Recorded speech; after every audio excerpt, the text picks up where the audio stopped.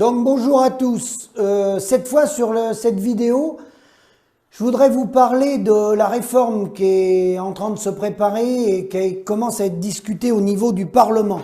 Donc je vous mets comme d'habitude en pièce jointe la question du foncier agricole, bientôt de retour devant le Parlement. Ils préparent une réforme pour restreindre les gens qui arrivent à la retraite pour la transmission du foncier.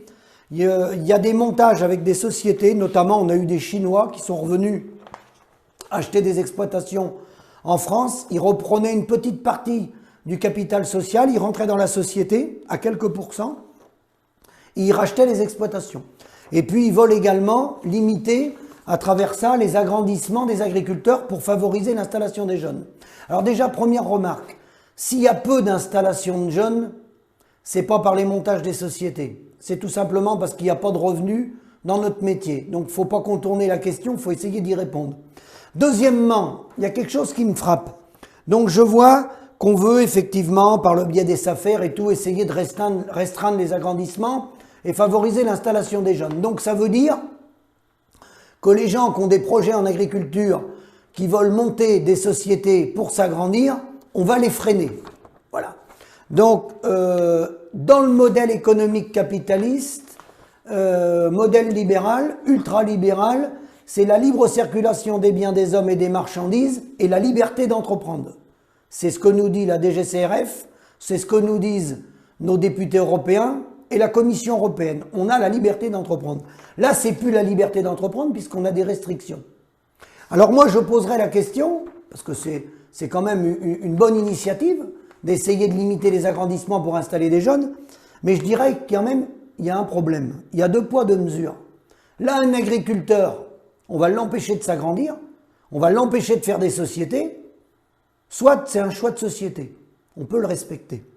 Mais comment se fait-il dans le même temps qu'on a laissé tous nos bras de l'agroalimentaire, toutes nos coopératives, récupérer, racheter tous les petits privés, récupérer toutes les petites coopératives, faire des SAS, des sociétés anonymes. On a des coopératives qui ont jusqu'à 52 sociétés. 52 sociétés. On ne peut même pas voir les bilans économiques, on ne s'y retrouve plus.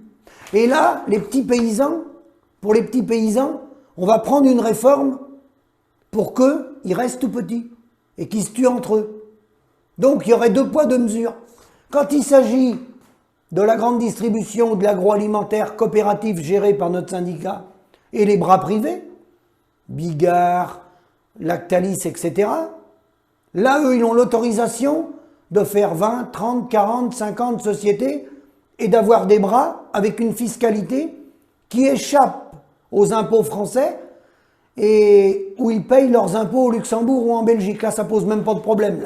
Là, non seulement le foncier, on veut le verrouiller, mais en plus, eux, dans leur cas de figure, ils ne payent même pas les impôts en France.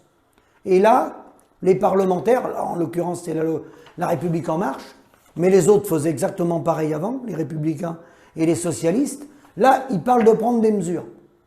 Donc si je comprends bien, les lois, elles s'appliquent pour une partie du peuple, mais pas pour l'ensemble du peuple. À bientôt.